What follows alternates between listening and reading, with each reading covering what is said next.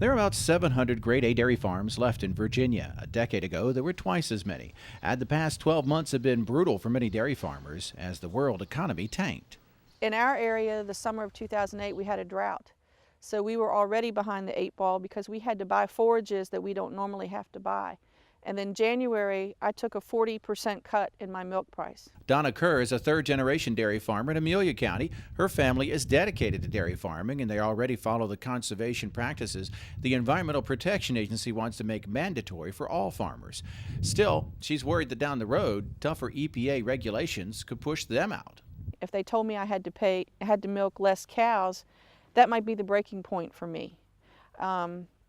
If they told me I had to put in more practices that they weren't going to supply cost share money for, that could definitely be the breaking point for me. Frustrated at the lack of progress in cleaning up the Chesapeake Bay, the EPA announced last fall it wants to take control of all cleanup programs in the 6-state Bay watershed.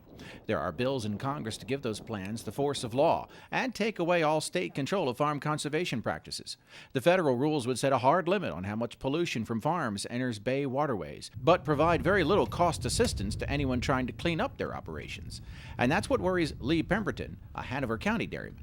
They talk about all the money Congress is going to appropriate, and then the money doesn't ever show up because somebody decides it needs to go to something that is more important to their project than agriculture. Pemberton says it cost him $150,000 to build his manure storage lagoon 6 years ago. Just planting cover crops on half his acreage would cost him $300,000 every winter.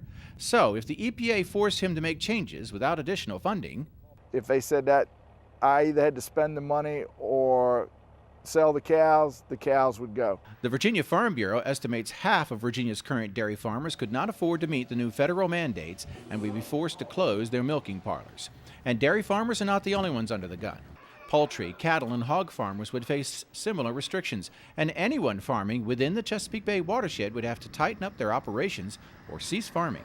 Both farmers say cleaning up the bay is important to them too, but in the end it all comes down to money and who's going to pay.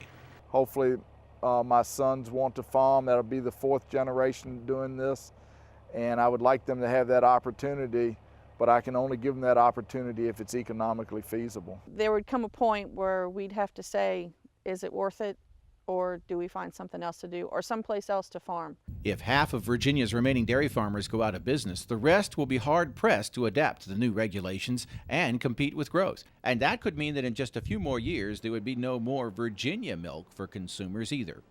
In Richmond, Virginia, I'm Norm Hyde.